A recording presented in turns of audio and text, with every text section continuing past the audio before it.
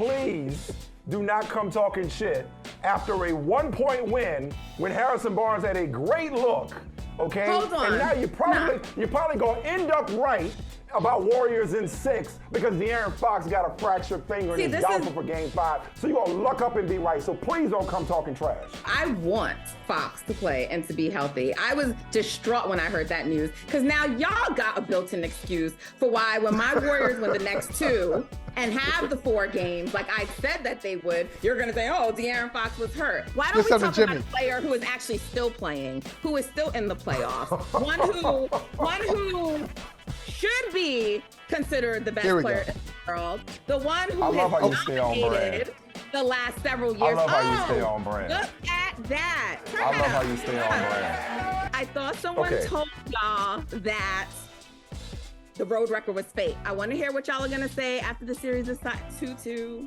and then they go up 3-2. I want to hear what y'all are going to say. So we're here now. There's no guarantee that they're going to win this series. So what's the celebration? Why are you celebrating a road win? I was getting night-night gestures from y'all. I was getting all kinds of taunting when they were up 2-0. So you're going to tell me to temper my enthusiasm. No.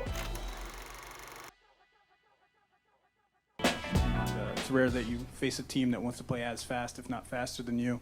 It looked like a couple times tonight. Mark said we was old.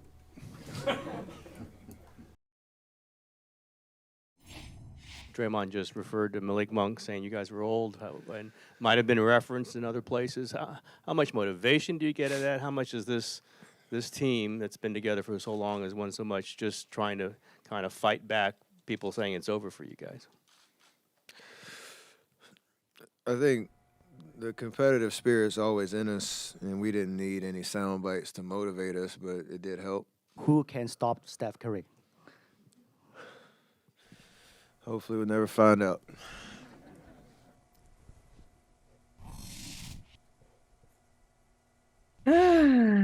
Hopefully we'll never find out. Hopefully we'll never find out. The old guys won. The old guys won. So I just take so much satisfaction from this, you know? Because Michael Holley, you said, why are you so certain? In fact, you said the Kings were going to win this series. You did say that, right? It wasn't my prediction, the number of games. But, you know, this is why having the best player in the series always matters. Always matters. Because what Stephen Curry did last night was the stuff legends are made of. He went in, first he spoke to his team and said, y'all with me? We're going to win this. And that's it. And then he went in there and that's what he did, to the tune of 50 points, to a record, a playoff record, the most points in a game 7. I mean, come on, you can't make this up. It's like the basketball gods are just on my side. You know what I'm saying? Because last year too, Holley, you were doubting my guy. You were talking about how Tatum was the best one in the series. And don't even get me started on you, Michael Smith, who, oh yeah, you know, the Warriors. You want the Kings to win. Y'all gonna root against them now. You see? We talked about listening to Black women. Y'all didn't listen. I told y'all about Steph Curry. I told you about the conversation. Now she making it about Black women. Just do I told you about the conversation. We're gonna let you cook. Hold on one second. We're gonna let you cook. You know what, to be honest, don't make it about listen to Black women. That's all I ask. Anything else is fair game. I don't even want to make this about cooking, y'all. Why are you going there? I don't, because you know what? I want to celebrate. I want to talk about the greatness that was on display last night. That's what I do. I don't even want to spend too much time being petty, because we're going to have more for that throughout these playoffs. And I'm just wondering at this point. You gotta save it, yeah. I'm just wondering at this point. You gotta pace yourself. Yes. Are you guys ready to see the light, or do you want to still keep having to go through this? Mike? Are you done? No, honestly, no. I had every intention. Okay, no, listen. I have every intention of laying out and not saying a thing, but since you posed the question, I just want to make sure it's okay for us to speak, Queen Natalie. Is it like Your Highness? Can we speak on? It is your show. Your names are on it. Today it ain't. Today it ain't. Okay. It is not. All right. This is Michael. I think we made this clear. Michael, I'll speak for you on this one. I think Michael and I made this clear. We both have the utmost respect for Steph Curry and the Warriors. This became about you, and people of your ilk, people like you, the arrogant Warriors fans. But here's the thing. Here's the thing, Natalie, about those arrogant Warriors fans like you. It is an earned arrogance. It is an earned arrogance because of performances like last night. I'll say this, and I agree with what you said a second ago, Natalie, about you don't want to make it about being petty or giving us the smoke. You want to make it about Steph and about the Warriors. I don't get high that often, but the last time I was high, the person I got high with told me that one thing I was doing, this is like a rookie mistake, one thing I was doing to mess it up was I was talking too much. Surprise, surprise. I talk a lot when I get high. I didn't just enjoy the high. And for those that may not partake in, marijuana or whatnot, or hallucinogens or that sort of thing, I'll give you another example. You ever been to a museum? The people in museums, they aren't talking a whole lot. They are admiring the masterpiece. They're just taking it all in. And what I realized about Steph, Michael, and Natalie wasn't here, but remember when I said last time we had a GOAT conversation about, well, it wasn't the last time, but many GOAT conversations about Jordan and LeBron. I said at this point to me is Jordan and LeBron are Prince and Stevie Wonder. Well, I'll say Magic. Steph and Magic, Coltrane and Miles. In other words, Natalie, what I'm getting at is Steph at this point is one of one. He's been one of one. But I'm saying because he's one of one, there's nobody like him.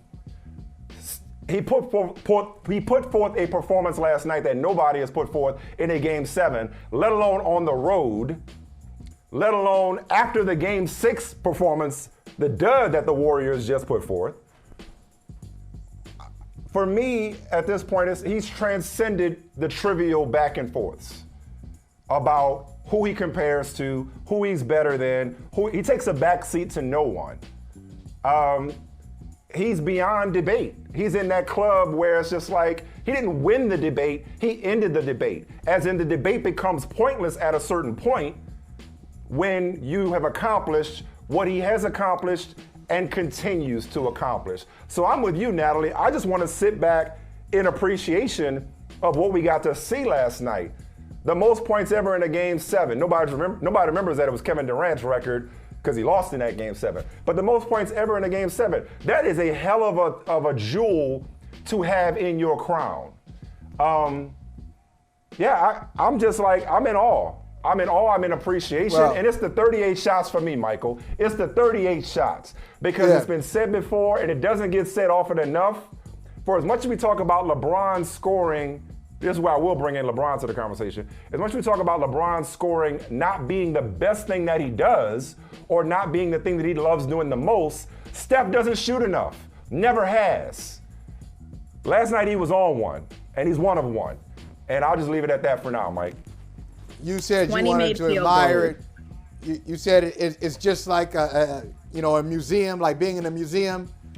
That's from Wakanda. I'll take it off your hands.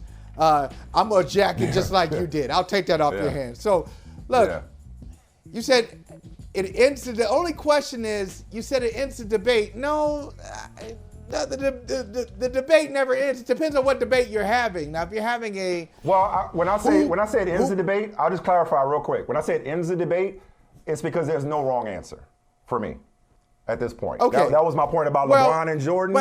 My point with Steph and whoever you want to compare him to, there's no wrong answer because he's one of one, and his resume and his game are more or less incomparable in many ways. But I've talked enough. You go right ahead.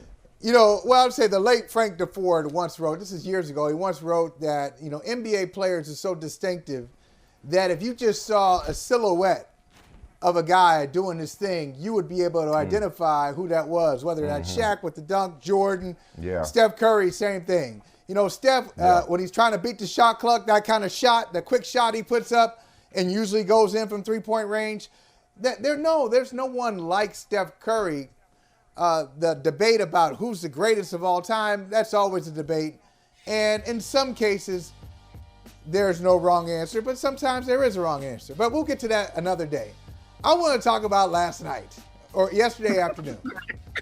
Yesterday afternoon, the only thing that surprised me, as I put there, the only thing that surprised me is that Steph Curry hasn't done this before. You know, certain players achieve so much throughout their career that you start to become numb and desensitized to all the stats. This is the first time this, or this is it. I'm like, okay, yeah, Steph Curry's done all. What do you mean? He's never scored 50 points in a playoff game before? That's never happened? I'm shocked. But everything else was very predictable. Natalie, I kind of hate the way it's set up. It's set up. I would have preferred Sacramento gave us this in Game 6 at Chase Center. but once they put it on them in Game 6, I said, "Oh boy!" And call them old. Call them old. That. And so the Warriors. I don't know how far the Warriors will go. I don't know if Natalie. I don't even know if Steph is the best player in the series that's coming up. I don't know that. Of course he is. I don't know. Wait a minute. Hold on. But let's make a distinction. Let's make a distinction. Come on. So are you saying just and listen, I think you might be right if it's one way, you're probably wrong if it's the other. Are you saying best player in the series today in 2023 or best of all time in the series? Best LeBron can't even give you 2 good games in a row. And I know you ain't suggesting Anthony Davis. I thought you were talking about Anthony Davis. No. I'm talking about LeBron. You said it crazy. You said it with the eyes wide, Natalie. I actually thought he was talking about Davis. I didn't think he was talking about LeBron. He can't talk about Anthony Davis because Anthony Davis. I'm not talking about Anthony Davis. Yeah, it's LeBron can't even give you. LeBron is. Here's the thing. LeBron can dig to those depths and get there because he's LeBron and he's an all-time great. So I'm not saying that like Steph is like outclassing him, but Steph is the better player right now. He is. And so he's the best player in the series. But it's the difference in that series versus the one they just played is he was a whole tier above the best player on Sacramento. They're just a player. So in this, the only players remaining that you can even put in the same tier with Steph that are remaining in the postseason are Bron, KD, and Jokic. Like, I wouldn't even put Embiid there. He's still like a little slight step below, right? Jokic may be a little debatable, but I know y'all love him, so let me give that to him. I was about to say, that sounded unusual coming from you. Yeah, but and then, you know, like Boston, they don't have one of those guys. Like, they have a top 10-ish player in Tatum, but he's still like below them. He's like in that Devin Booker tier of guys. So, you know, those are the only players that on a tier level are like, okay, they have one of them dudes on the team. I'm really glad, Michael and Natalie, that both of you guys narrowed the focus into this treat of a series that we're going to get. Because what I was basically saying, Michael, was it's like, I think at a certain point, the water cooler, barbershop, debate desk, whatever your platform is, I think at a certain point, some of these debates, and I said this about LeBron a long time ago, it does a disservice to ask if somebody is better than somebody else. Like, so if you're saying, oh, has Steph passed LeBron? Is he better than LeBron? Or is LeBron better than Jordan? I think it trivializes and minimizes their own greatness. Like, they don't need to be compared to somebody else in order to be great. That's how great they are. But I'm glad you guys narrowed the focus to this series because, okay, even if Steph, and I would agree, is the best player in this series, going into it in a vacuum, will he actually be the best player in the series? Because there's being the best player, there's existing as the best player in the series, and then there's actually turning out to be the best player in the series. Like you mentioned Tatum. Whether it's versus, whether versus Brooklyn or like, hey, you know what? Durant is the best player, but wasn't the best player in the series last year, if I'm making sense, Natalie. Yeah, That's right. You're making perfect Yeah. sense. And, LeBron and Steph bring out the best in each other. So, in the Grizzlies series, Bron was able to sort of take it easy and let his team help him, right? It was one of the big storylines of that series. It was like, this is one of the first times you've seen LeBron have a team. Don't necessarily agree with that, but it was one of the storylines, right? And so, but he and Steph bring that out in each other. So, and the Warriors are a more difficult challenge than the Grizzlies. So I expect you're going to be seeing some peak LeBron performances, and you're also going to get that from Steph. They're two of the greatest. And this last decade or so has been about them, right? So yeah, but don't you think, Natalie and Mike, but don't you think that the Lakers are also a stiffer challenge, even though they came from the play-in? They took the low end here to get to the second round. They are a tougher challenge than the Sacramento Kings. Even if you think the Kings are better, finishing as a 3 seed. I mean, they're better the defensively. Lakers have, Am I wrong? Yeah, but I mean, let's just but start there. But they the Lakers also, are better defensive. But they're also better with their experience. That they've been tested. They've got some guys. Not that turned into a huge storyline for Sacramento until Game 7. But Anthony Davis has won a championship. LeBron has won a championship. They got some guys who have been through some playoff battles and have seen the Warriors before. So I think it's more difficult. Not just been through the fire. I think we'd be remiss. Like, it's all about Steph, but we'd be remiss if we did not shout out Kevon Looney. Because, like, the thing that baffled me yesterday, this isn't to say that Looney didn't fight for every one of his 21 rebounds. I don't think we have to worry about the Lakers not wanting it. Like, anytime in Game 7, Mike Brown, and he was mic'd up, Mike Brown has to say they want it more than us. How can the team that's got everything want it more than you? Like, that's problematic. Like this is hey, sorry, Giannis. Shout out to Giannis, I should say. I guess we would classify this year as a success for Sacramento, given where they came from, given where they went. Hats off to them. They seem to be going places. But one thing they got to examine is in here. The Grizzlies got to examine up here. The Kings got to examine in here. Because what you can't have happen, what you cannot have happen in a Game 7 on your home court is to lose it off of effort. And that's not taking anything away from Kevon Looney's ability, but the Warriors looked like they wanted it more. You the young, hungry team. You're supposed to want to take it from them. We won't have to worry about whether the Lakers want it as much as the Warriors, Michael. But I would say this is why I don't think it's fair. All right, so you're playing the Warriors, and it's one thing for Mike Brown to say they want it more, but they probably heard like what your dog hears when you say something to him. Blah, blah, blah, blah, blah, blah, blah, blah, Rover. Okay? All they hear is like one thing. They don't really understand what you're saying. My dog actually understands English. No, your dog does not. Your dog, Stokely does not understand English. But Mike Brown has been a part of a team that lost in the finals. He has been part of championship teams in the finals with the Warriors, with the Spurs. He understands what that means. The Warriors understand what it means. You don't really understand what that level is until maybe the second time you go through it. We're not saying different things. They'll know next year.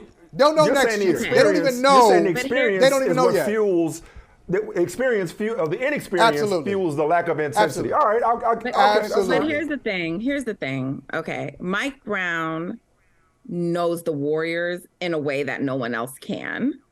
LeBron knows the Warriors. That Lakers team doesn't know the Warriors. And the Warriors have traditionally owned Anthony Davis. They've seen him many times before in the playoffs. Les, I get it, he wasn't with LeBron James, but they know how to play him. And quite frankly, they know how to play LeBron. They went up against him several times. So like that nice little cute team he has around him, they don't have that experience.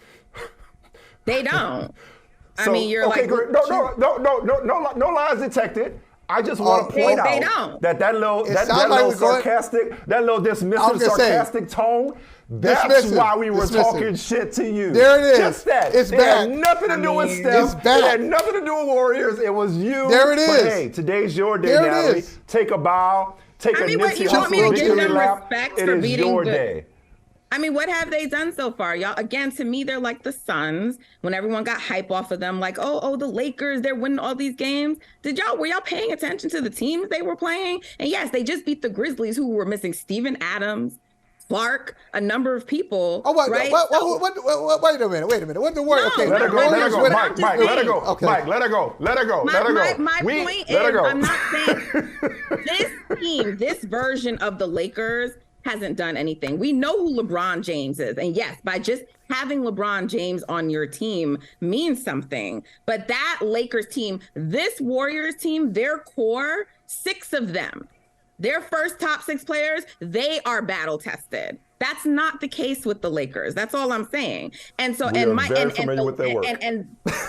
Ham is a new coach. So I'm not saying he's not a good coach, but he's a new coach. Mike Brown is a new coach, but he actually has been a coach before, but he was in the Warriors system. Like, he knew the plays they would run. He knew the things they would do. He knew it intimately. So they're going to see something like they haven't seen. And a big difference with the Lakers and the Warriors, the reason why Sacramento, part of it, could stay in with the Warriors for so long is because they could keep up with the Warriors' pace.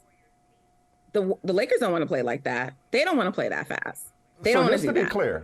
Just to be clear, yeah, they ain't ready for this shit, right? And that's what y'all ain't ready for this. That's what he's saying, right? Y'all ain't ready for this. LeBron is ready, but those guys, Reeves, those dudes are food. They're guards. They're food. But just to be clear, neither of us, if I may speak for Michael again, is picking the Lakers, at least not yet. We got a little time to mull it over, okay? What we're saying is... Game is tomorrow, when we can get the pick. What we're saying, well, I ain't gonna be here, maybe y'all should pick. We know who you pick. What we're saying, though, is that they won't, the Lakers, even with some of these new dudes, will not be overwhelmed because it's not all of their first rodeo in the playoffs. And then by the way, the King, as Michael just said a second ago, we just glossed over this. The experience was not an issue until Game 7. Sacramento didn't look inexperienced in Game 6 against that same Warriors team, okay? And they look inexperienced throughout the whole series against that same Warriors team. It was the pressure of Game 7. So if it comes down to a do or die game, then maybe the things you're saying about the Lakers' others, so to speak, will manifest themselves. The second part, and this is why Steph and LeBron are in this pantheon, is LeBron's ability to elevate everybody around him and to offset that inexperience. The Kings didn't have a guy to take everybody by the collar the way that Steph Curry did. Because of all your talk about what the Warriors have been through, they'd be going through customs right now, going to Mexico if it wasn't for that dude. Because nobody else other than him and Kevon Looney really showed up, like talking about it. But they got that dude. That's the point. They got that dude. But I'm saying it wasn't like Draymond Green and Klay Thompson and everybody else that's been through these battles showed up in Game 7 yesterday. One of the greatest of all time rode to the rescue. That's why he's getting the well-deserred flowers today. So likewise, Klay showed up defensively, though. Didn't show up as in didn't have a great offensive performance. He didn't check out. But those guys are not scared of the moment, is what I'm saying. I'm not saying they're scared. I'm not saying they are. I'm saying, I'm taking what you said and I'm saying, don't underestimate LeBron James's ability to do for, yes, the less experienced team what Steph Curry did for his experienced team yesterday, which is lift them against all odds. That's all I'm saying. That's what's going to make this series so fascinating. Never underestimate LeBron. Yeah, LeBron. Why does Siri do that? LeBron can offset a lot of that inexperience because he's done it before. I agree. He has. I mean, he's great. I don't underestimate him, but I don't believe in his team. So yeah, I know you said my arrogance. That's what y'all go at, but nah. I said it's earned. I said it's earned. Now, do you have any I'm asking permission. Do you have anything else to say? Can we go to break? Again, this is your day. This is season. I don't want to keep company waiting, but just one thing that I just want to point out is like the one of the big topics today is the speech that Steph gave, apparently to them before Game 7. Our friend Marcus Thompson wrote an incredible piece. And Yep. and that is just like legendary, because when you read it, I would be doing a disservice to try to re-explain it. But he basically told them there was reports about some of the young guys being upset over time and just maybe some selfish kinds of things coming through. And he's like, look, don't get on the bus if you're not ready to be a part of it. You know what I'm saying? There you go. Anyone who wanted to remain in their emotions, he told them stay home. You know? And so but that's not like Steph. Like Draymond is the one who wanted to do that speech. And he said, nah, I got this. I got this. And he's just like, trust in me. I believe in us, and I'm going to carry you there. And that's exactly what he went in and did. To be able to say, I'm going to go in there and win this game for us and then go do that, that's legendary, man. Like, it's the benefit. It's the benefit of walking softly and carrying a big stick. It's like, because he doesn't speak all the time, it's like when he does, it's that much more powerful. Everything you said, amen. All I would say, Michael, is I really wish somebody would. This is what. But I really wish somebody would write about the speeches, and they don't win the game. I really wish that would be because you're not gonna tell me that every time somebody gives a speech, they drop 50. Somebody I'm more than sure somebody that gave a speech and they still lost. Nobody hears about that. Yeah, exactly. Oh, it happens all the time. It happens all the time. What a great halftime speech they gave in defeat. I love that. I love that too. Or when teams barely win, they win by 2, win by a last second shot. See, we knew we were gonna win this game because homeboy came in and he was ready. Like, y'all won on a buzzer beater. Come on. Well, it wasn't a speech. Steph had 20 in the first half. It's like in the third quarter, Sacramento didn't want to box out. I felt like they didn't want to box out. They didn't want to rebound. It's like, what does got to do with a speech? Somebody give them a speech. What did Mike Brown say at halftime? Kevon Looney. Hey, man. Talk your talk today, man. Bye, fellas. We had it coming. Kenny, how's it feel? Man, I've been waiting all day. Oh, man. Man, I've been waiting all day. Oh, man, what you see how it feels? Did you have any idea that the Seahawks were interested in you before getting that call? Never. I always heard there's going to be some team that, never really talk to as much like that, but you at least expect. But, man, yes, I talked to them before, but I wasn't expecting them, to be honest. But come on, let's do it. Who's there with you to enjoy this moment? Who's around you? Man, I'm going to tell you what. I think it might have something to do with just being a dad, getting older. But I'm mad in touch with my emotions these days. I had to watch day 3 of the draft with Kleenex.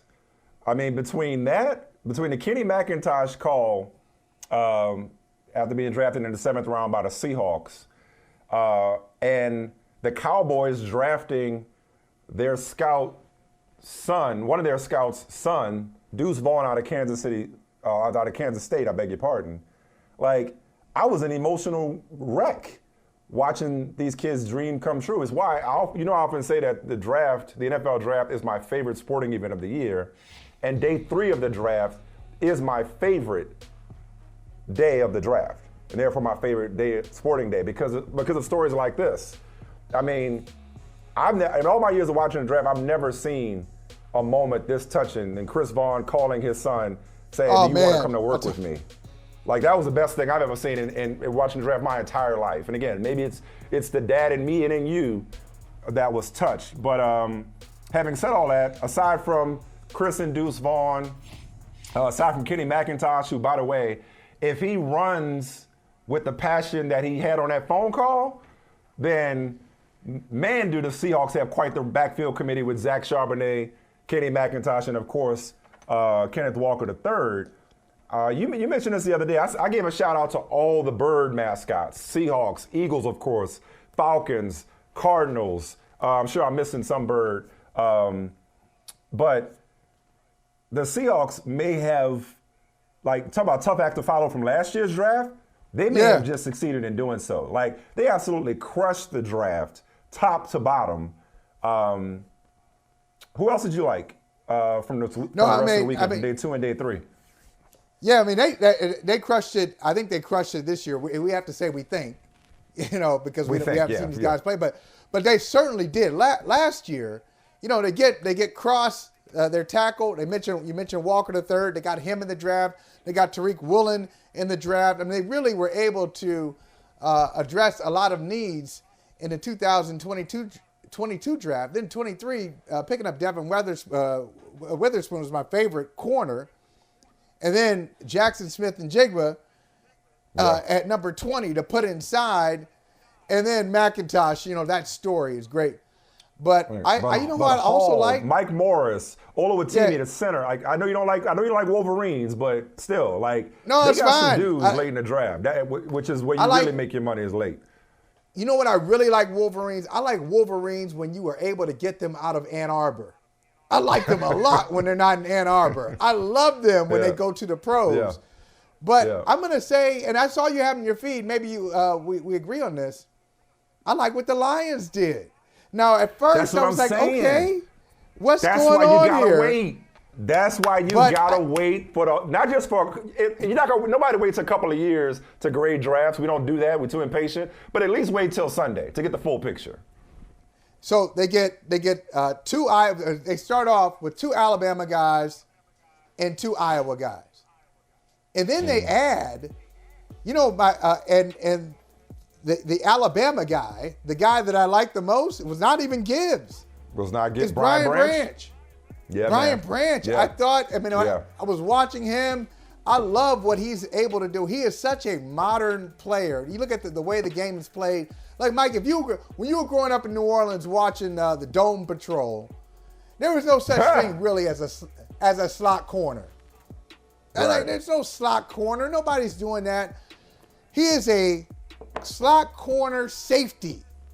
That's what he is. That's exactly what he did in the SEC. They're going to be more guys like him coming up.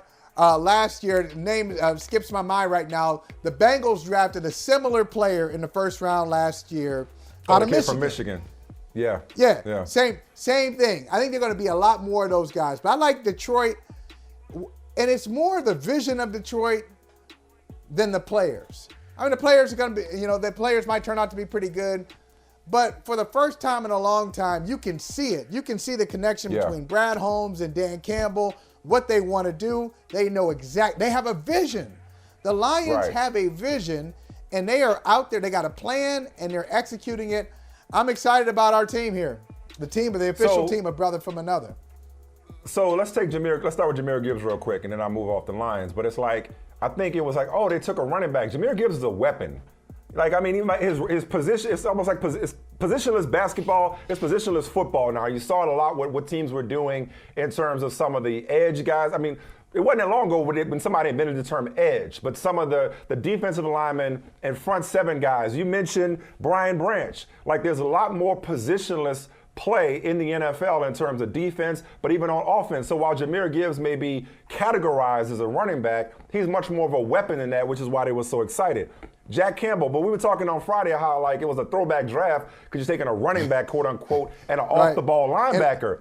Listen, you cannot go wrong taking Iowa tight ends. Love the Sam Laporta pick. You mentioned Brian Branch. Last person I'll shout out is Hendon Hooker. They get Hendon Hooker in the 3rd round. He was some people's 3rd, if not better, overall quarterback. Speaking of quarterbacks, I do want to pivot though to Green Bay because you want to talk about a love language. How about the receiving gifts that the Packers gave Jordan Love? They just kept hitting, and I know it's been a running thing in Green Bay. Brett Favre never got a first-round receiver other than, I think, Javon Walker. Aaron Rodgers never got a first-round receiver. But they usually hit on 2nd, 3rd, 4th-round type guys. They went and got them 2 tight ends and I think 3 receivers in the draft. They just kept giving him more and more help and setting him up to succeed, which was a theme across the NFL. Look at a guy like Desmond Ridder in Atlanta. It's either you drafted a quarterback and or you set that quarterback up for success with some of your other picks. Yeah, I think I like what Green Bay did. And nobody's going to say this. I just have this sneaking suspicion in Green Bay, they're relieved. As enthusiastic, as exhilarated as the Jets are to have Aaron Rodgers, there's a sense of relief of just doing something without Aaron Rodgers. Now, you can feel it's easy to feel that way at the end of April and the beginning of May. Right. Okay, Ain't no games being played. he no longer has a hold on this franchise. We're excited to see Jordan Love play. That's why we drafted him in the first round. We love his ability, blah, blah, blah. He's easy to work with, great teammate, very collegial. We'll see what happens. But they can actually build the team without spending a draft choice and having somebody run back and be like, hey, what'd you think? Right. What'd you think? Right. Right. Was that against you? Was that personal? Right. I like what they're doing. Is the window closing? Is there, why didn't they give them somebody to help win now? They've never done it. Like, stop. Yep. Like, they can just build a team. This is what they're no doing. Drama. They're doing, they're putting together, and they've been consistent too. They're putting together the tenets of a McVay offense. McVay offense, you got to be able to run the ball, play action, take advantage of, at times, take advantage of the middle of the field, take some shots. And they've got all those elements in place where they can do that with Jordan Love. But last but not least, is everybody in the NFC playing for second? I mean, at least as we sit here now. Obviously, ain't no games being played. You certainly don't play them on paper. And they don't give out trophies for the off-season Super Bowl. But the Philadelphia Eagle Dogs or Bull Eagles or whatever the hell they want to call themselves with this Athens to Philadelphia pipeline they got going, I mean, it's beyond impressive and it's unfair.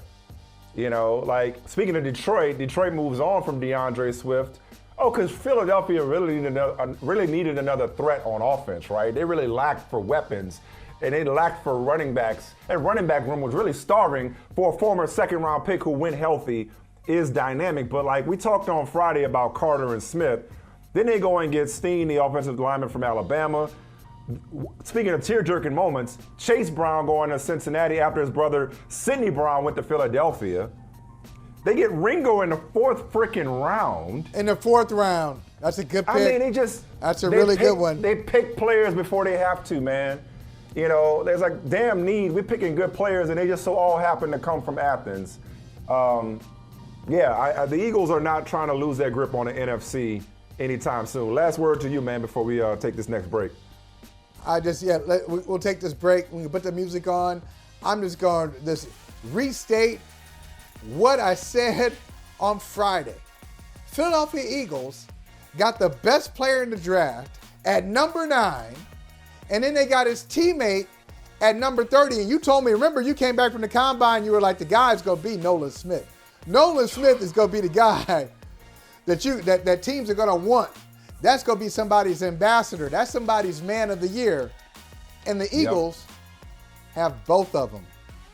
Crazy.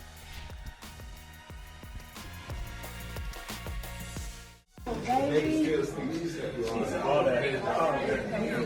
Go, baby. Let's go!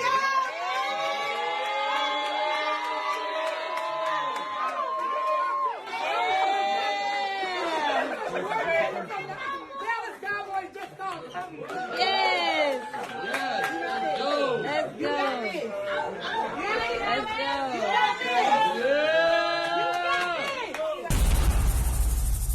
So Isaiah Land out of Florida State was one of the nearly 20 HBCU, Florida A&M, I beg your pardon. Oh, I'm sorry, I beg your pardon. Florida A&M. Ooh. Florida, yeah. Isaiah Land out of Florida A&M was one of the nearly 20 HBCU players signed as undrafted free agents, more than last year.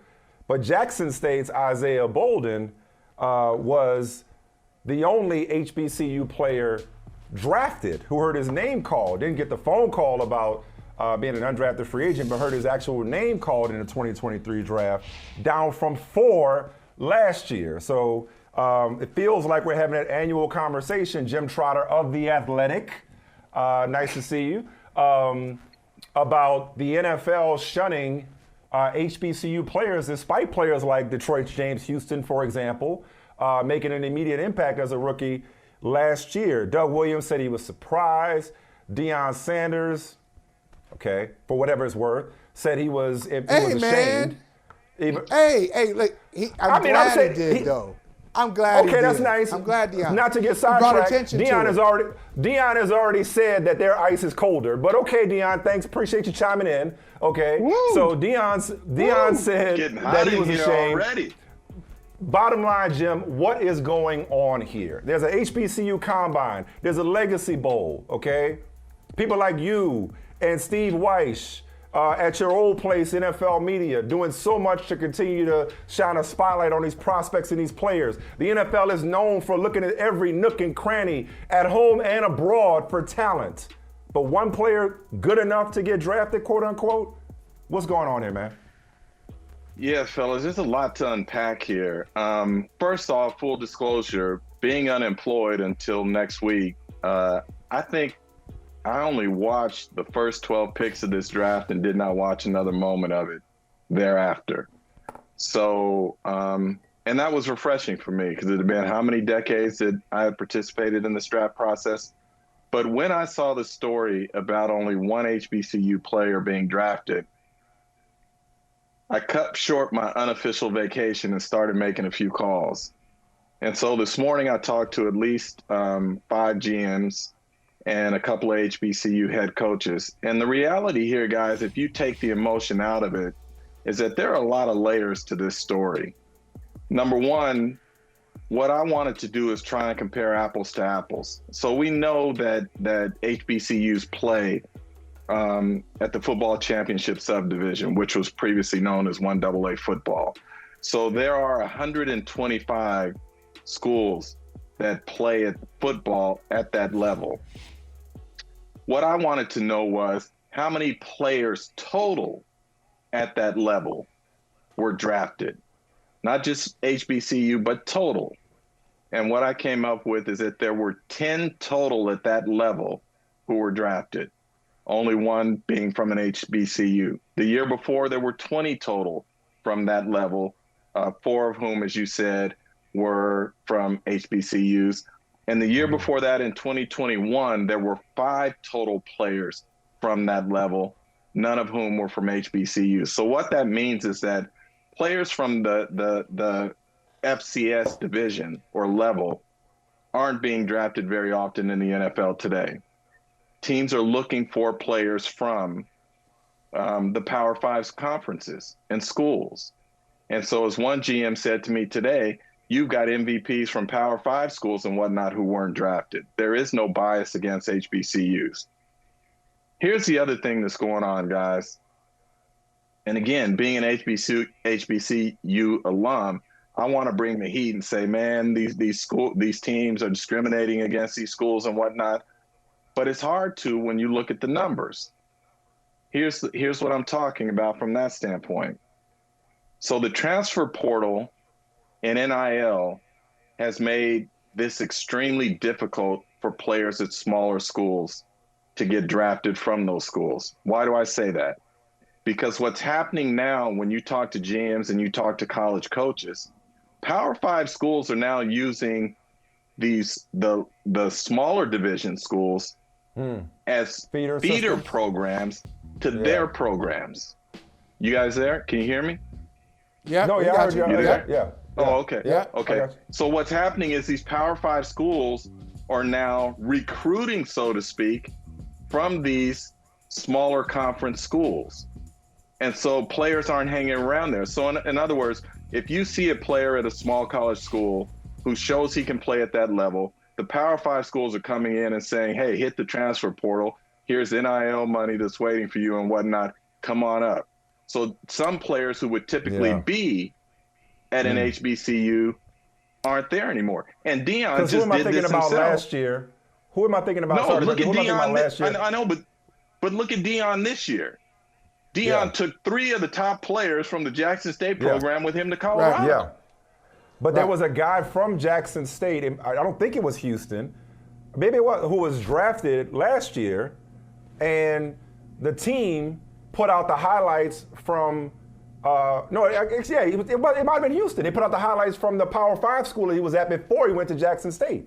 Am I getting that right? So I hear what you're saying, that they're indirectly still coming from HBCUs, but they're going to Power 5 schools through this feeder system. I hear you. Go ahead. Here's Ken, what go ahead, used to happen, as you guys know. Let's say a player went to a Power 5 school and decided that either he wasn't playing or he wasn't happy or whatnot. And this is prior to the transfer portal. So rather than going to another Power 5 school where he would have to sit out for a year, he might go down to the 1AA level and some HBCUs where he could play right away. Well, now that's kind of being reversed, where what we're seeing now is if you go, those players who go to these small division schools, if they go in, they play and they play well, again, Power 5 schools are coming in and saying, hit the transfer portal. Come on up with us. We got NIL money. You're going to play on a larger stage. Teams are going to see you. And that's where NFL clubs are going right now. Because, look, you guys know this, having covered the NFL. As one GM said to me today, we'll go to China if we can find a player who can play for us. That's the reality of what it is. They said the talent just wasn't there this year. Go ahead, Mike. Well, are they saying that it doesn't transfer? Because, based on the numbers that you use, so 20, 4 out of 20. So you found some. One out of 10 guys this year. There. So Right. you dropped from 20%. If my math is right, you dropped from 20% to 10%. 1 out of 10 from 4 out of 20 to 1 out of 10. Are they saying it's hard to identify those players? It's hard to translate what they will be from 1AA, the old school 1AA, to the pros? Are they not looking hard enough? What's the issue? Here's the other problem, as was outlined to me by one GM. And he was being transparent. He was being honest about this. He said, if the two scouting services don't include a player's name, they're not going to that school. Talking about small colleges, programs. They said, we will send 3 scouts to Ohio State every year, regardless of whether or not they have players' names on the list or not. We're going to have 3 scouts going through that school every year. If a player from a small division school is not on that list, he said, we're not sending a scout there. So what does that mean? As one agent said to me this morning, again, talking about this, it is incumbent on the pro liaison at HBCUs and the 1AA level to contact these scouting services and say, our guy's name needs to be on that list, so therefore we can have a scout coming through. Now, that might sound lazy on the team's part, and I'm not going to argue whether that's right or wrong. I'm just telling you what they're telling me in terms of how they approach this. Just report. Yes. No, we appreciate the very, here. as always, thorough and specific reporting. I guess the only slight pushback, and I could be wrong on this, is it feels like, the reason I started off by saying this annual conversation, it feels like we were having this before the era of NIL and a transfer portal. It feels like this is not specific to 2023, because even in 2022, 4 is not a lot. I think the year before that it was 2, and it was only a couple of years ago it was 0. So it's not necessarily a new problem, but it sounds like is it an unsolvable problem? I mean, what more? Because it was obviously embarrassing and shameful, but is it one of those things where, am I hearing you right, Jim, where it kind of is what it is, or can the league do more? Can the teams do more beyond attending an HBCU combine and a Legacy Bowl and decide? And I guess the hang up that people have, Jim, is if all these dudes are good enough to be undrafted priority free agents in a lot of cases, undrafted free agents, were they not good enough to hear their name called? I guess it's that distinction that's tripping people up. It's like they can get an opportunity, but it's not gonna be by way of the draft. Right. I mean, that was a lot there, but help me unpack that. Right. No. Go back to like 2019 and 2018. In 2019, there were 4 players from HBCUs drafted. In 2018, there were 3. And then all of a sudden we got to 2021 and 2022. And with COVID. 2021, we had the pandemic, right? So we had none. Yep. Then all of a sudden we had 4, and then we had 1. And look, this is not something that the league can control. They created an HBCU combine. They also created an HBCU All-Star game. So the talk about exposure being the problem here, that's not the problem anymore. The problem really is when you talk to GMs, they have what they call standards. Some might say they are biases in terms of what they look for in players. And they have specific measurables that they like in players. For instance, when they go down this list from Bledsoe or the other scouting service, They will look at height, weight, speed.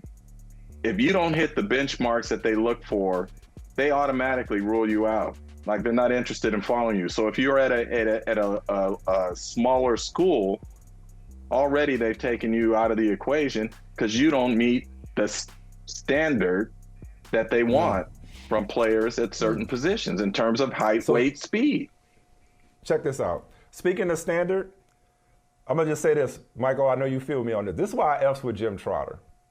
If anybody had reason to come in here today and give the NFL smoke, it was Jim Trotter. But as usual, my man's like, nah, I'm a reporter, I'm a journalist. Here are the facts. This is the information. Do with it what you will. I'm a reporter. MVP. Ain't nothing changing that. Love it. Before we let you go, you done already, kissed up to Natalie, and you just on this, like you out here in your Warriors gear, flexing. Give us your take on what we all saw yesterday with the highest scoring game seven performance in NBA history. And what's coming with the Lakers. Yeah. Because you're not just football with you, it's basketball. No, we saw greatness. Again, for all those people who, you have some who still want to minimize the greatness of Steph Curry, we saw greatness. And there was a tremendous story that was done in The Athletic, and I would say that even if I weren't at The Athletic, by Marcus Thompson and his colleague. Yeah, that talked about Steph addressing the team on Saturday and something he doesn't regularly do, and basically saying either get on the bus with me or stay behind, because if you trust me and believe in me, I'll deliver for you. And the man went out and delivered. As we look forward to this, you know what I'm going to say, guys. Come on. It's going to be Warriors. We're going to be all right. Long series? Long series? I'm going to need. Yeah. Hey, stay off the phone with Natalie. There's people out here trying to minimize the greatness of. Who are these people? Ain't nobody trying to minimize the greatness of Steph. Please. People Boogie said Man. he needed a Finals MVP to solidify his greatness. That was okay, such that is bullshit true. right there. That is true. People did say That's that. over, though. You right. He already got it. You right. He got it. You right. Hey, Mike, help me out with something. I'm curious. Was the Bruins season a failure, or was it a step to success? You're in Boston, like let me know the deal. Like I'm just trying to make sense of it all. It was a failure. Up 3-1, at home in Game 7, best team in history. No, they failed. What happened, dog? Greatest season of all time, ends in the first round, it's a failure. Hey, thank you for watching Brother from Another. If you haven't hit that subscribe button, go ahead and do that now. Don't forget you can catch us 3 to 4 weekdays on PeacockTV.com and on Sirius XM Channel 85.